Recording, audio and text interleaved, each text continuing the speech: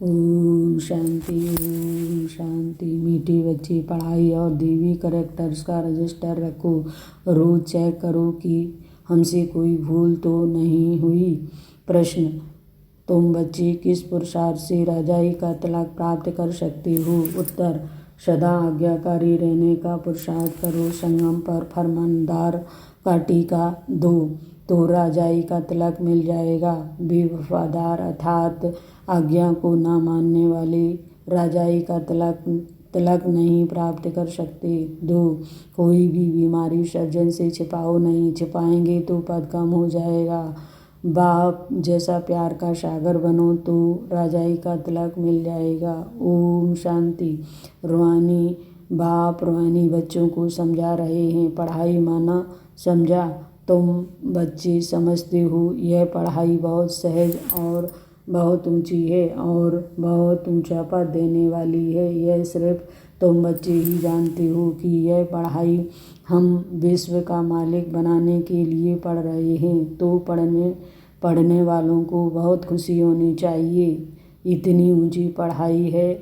यह वही गीता एपिसोड भी है, संगम भी है। तुम बच्चे आप जागे हो, बाकी सब सोए पड़े हैं। गायन भी है, माया की नींद में सोए पड़े हैं। तुमको बाबा ने आकर जगाया है। सिर्फ एक बात पर समझाते हैं, मीठी बच्ची, याद की यात्रा के बल से तुम सारे विश्व का राज्य करो, जैसे कल पहले किया था। यह स्मृति बाप दिलाते हैं। बच्चे भी समझते हैं हमें स्मृति आई है। कल्प हम इस योग बल से विश्व का मालिक बनते हैं और फिर देवी गुण भी धारण किए हैं। योग पर ही पूरा ध्यान देना है।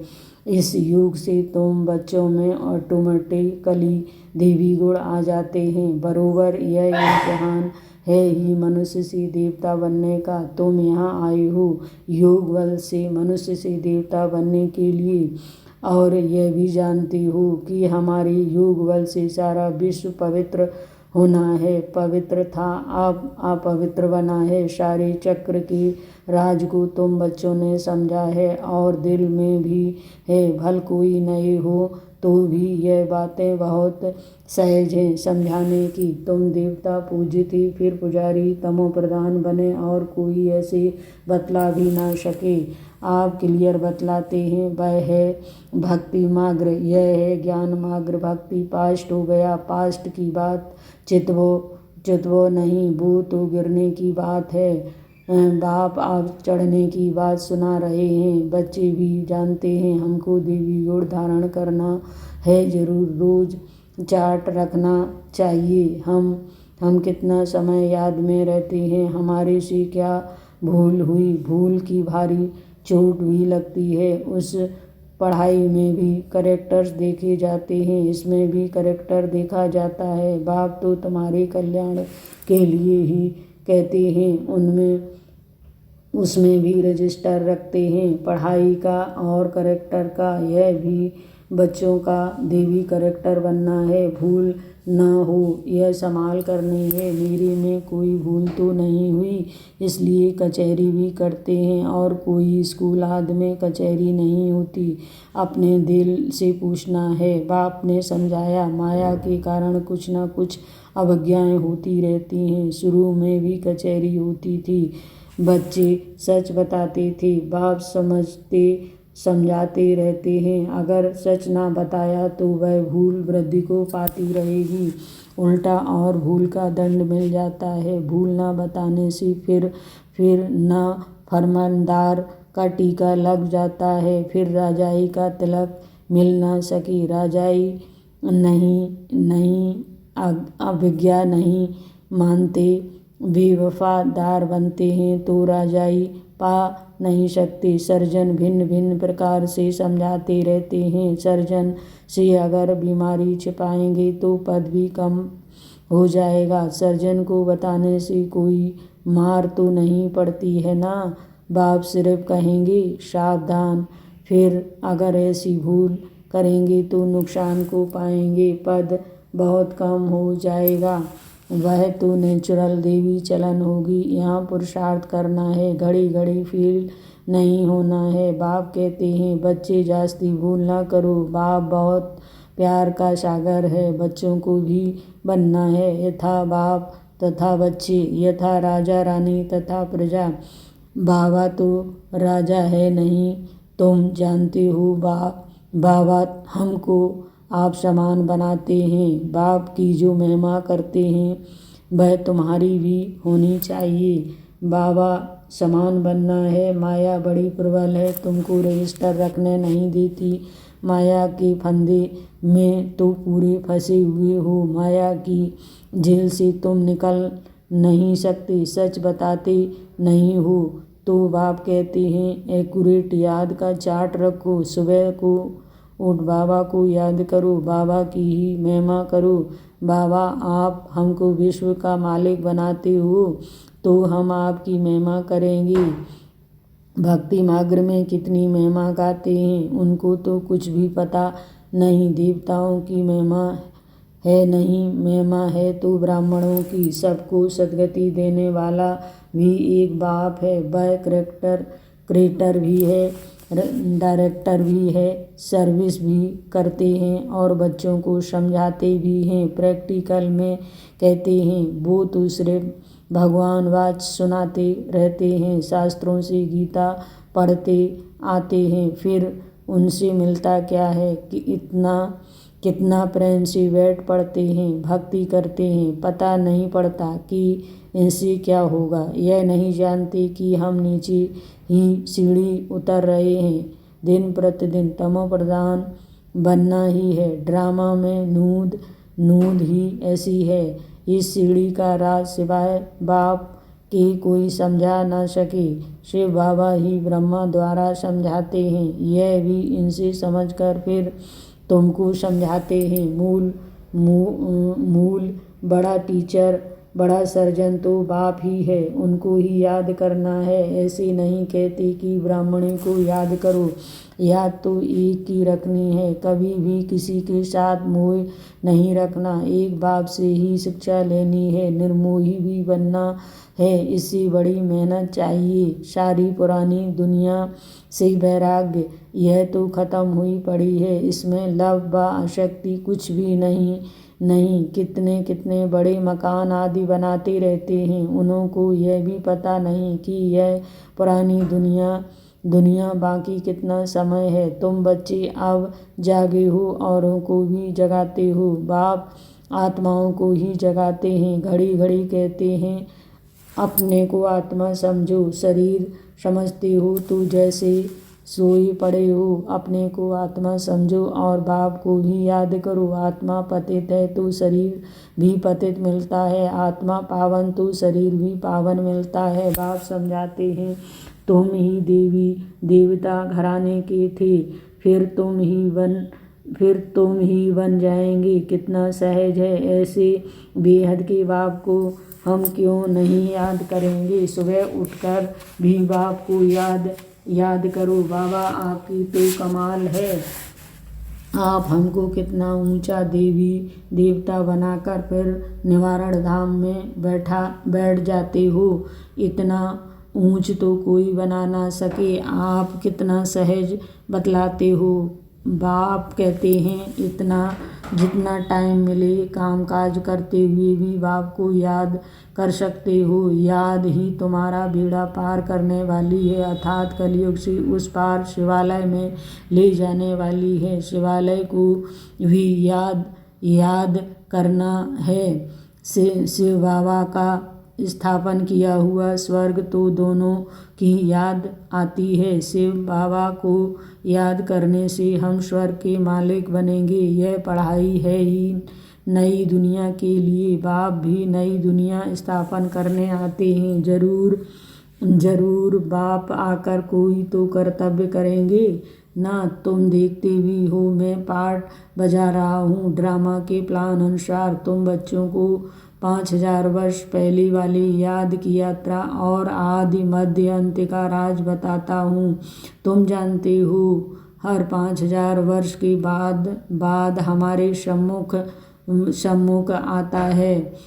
आत्मा ही बोलती है शरीर नहीं बोलेगा। बाप बच्चों को शिक्षा देते हैं, आत्मा को ही प्योर बनना है, आत्मा को ही एक ही प्योर होना होता है। बाबा कहते हैं मैंने अनेक बार तुमको पढ़ाया फिर भी पढ़ाऊंगा, ऐसे कोई सन्यासी कह ना सके। बाप ही कहते हैं बच्चे मैं ड्रामा के प्लान अनुसार पढ़ाने आया हूँ, फिर 5000 वर्ष के बाद ऐसे ही आकर पढ़ाऊंगा। ऐसे कल पहले तुमको पढ़ाकर राजधानी स्थापन की थी, अनेक बार तुमको पढ़ाकर राजाई स्थापन की।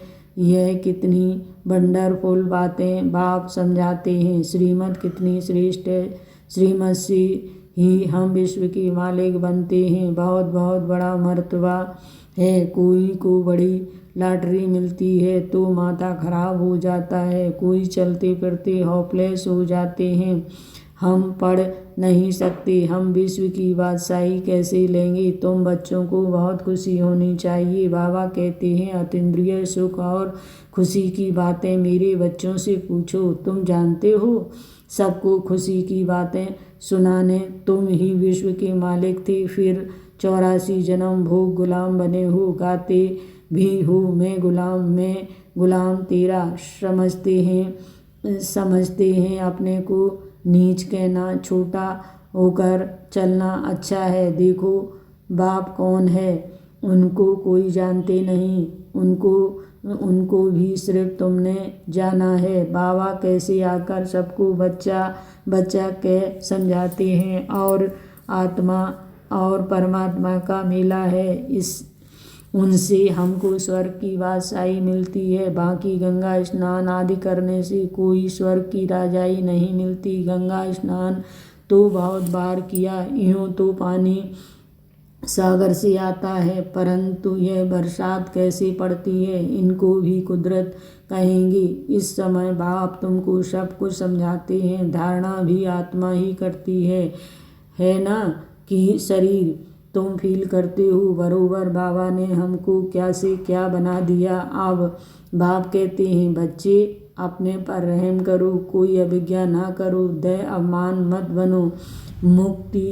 मुक्ति अपना पद कम कर देंगे, टीचर तो समझाएंगे ना। तुम जानते हो बाप बेहद का टीचर है। दुनिया में इतनी ढेर भाषाएं हैं, कोई भी चीज़ छिपती है तो सब भाषाओं में छपती है, छपनी चाहिए।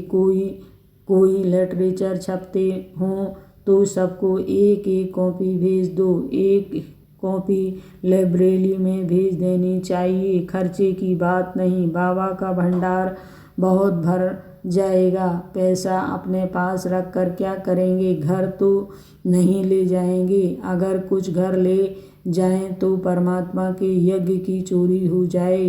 तोबा तोबा, ऐसी बुद्धि सल किसी की ना हो। परमात्मा के यज्ञ की चोरी, उन जैसे महान पाप आत्मा कोई हो ना सके कितनी अधम गति हो जाती है। बाप कहते हैं यह सब ड्रामा में पार्ट है। तुम राजाई करेंगे, वह तुम्हारे सर्वेंट बनेंगे। सर्वेंट बगैर राजाई कैसे चलेगी। कल पहले भी ऐसे ही स्थापना हुई थी। अब बाप कहते हैं अपना कल्याण चाहते हो तो श्रीमत पर चलो। देवी गुण धारण करो। क्रोध करना देवी गुण नहीं है, वह असली गुण हो जाता है। कोई क्रोध करे तो चुप कर देना चाहिए, रिस्पॉन्स नहीं करना चाहिए। हर एक की चलन से समझ सकते हो अवगुण तो सब में है। जब कोई क्रोध करते हैं तो उनकी शक्ल तवे जैसी हो जाती है, मुख से बम चलते हैं, अपना ही नुकसान कर देते हैं, पद भ्रष्ट हो जाएगा। समझ होनी चाहिए। बाप कहते हैं जो पाप कर्म करते हो वह लिख दो, बाबा को बताने से माफ हो जाएगा, बोझ हल्का हो जाएगा। जन्म जन्मांतर से तुम बेकार में जाने लगे हो। इस समय तुम कोई पाप कर्म करेंगे तो 100 गुणा हो जाएगा। बाप के आगे भूल की तो 100 गुणा दंड पड़ जाएगा। किया और बताया नहीं तो और भी वृद्धि हो जाएगी। बाप तो समझाएंगे कि अपने को नुकसान नहीं पहुंचाओ। बाप बच्चों की बुद्धि सलाम अच्छी बनाने आए हैं। जानते हैं यह कैसे पद पाएंगे। वह भी किस जन्मों की बात है। जो सर्विसफुल बच्चे हैं उनका स्वभाव बहुत मीठा चाहिए। कोई झट बाप को बतलाते हैं, बाबा ये भूल हुई। बाबा खुश होते हैं। भगवान खुश हुआ तो वह तो और क्या चाहिए। यह तो बाप टीचर गुरु तीनों ही हैं, नहीं तो तीनों ही नाराज होंगे। अच्छा, मीठे मीठे सिकलदे बच्चों प्रति माता पिता बाप दादा का याद प्यार। Good morning. रूहानी बाप की रूहानी बच्चों को नमस्ते। हम रूहानी बच्चों की रूहानी माता पिता बाप दादा को याद प्यार। गुड मॉर्निंग, नमस्ते नमस्ते। शुक्रिया बाबा, शुक्रिया। धारणा के लिए मुख्य सार। श्रीमत पर चल, अपनी बुद्धि सलाम अच्छी रखनी, कोई भी अवज्ञा नहीं करनी, क्रोध में आकर मुख से बम नहीं निकालना है, चुप रहना है। नंबर 2, दिल से एक बाप की महिमा करनी है। इस पुरानी दुनिया से अशक्ति व प्यार नहीं रखना है। बेहद की बैरागी और निर्मोही बनना है। वरदान। अपने अव्यक्त शांति स्वरूप द्वारा वातावरण को अव्यक्त बनाने वाले साक्षात्कार मूर्त भव। जैसे सेवाओं के और प्रोग्राम बनाते हो, ऐसे सवेरे से रात तक याद की यात्रा में कैसे और कब रहेंगे यह भी प्रोग्राम बनाओ। और बीच बीच में 2-3 मिनट के लिए संकल्पों की ट्रैफिक को स्टॉप कर लो। जब कोई व्यक्त भाव में ज़्यादा दिखाई दे तो उनको बिना कहे अपना अव्यक्त शांत रूप ऐसा धारण करो जो वह भी इशारे से समझ जाए। इससे वातावरण अव्यक्त रहेगा, अनोखापन दिखाई देगा और आप साक्षात्कार कराने वाले साक्षात मूर्त बन जाएंगे। स्लोगन। संपूर्ण सत्यता ही पवित्रता का आधार है। ओम शांति, ओम शांति। शुक्रिया बाबा, शुक्रिया।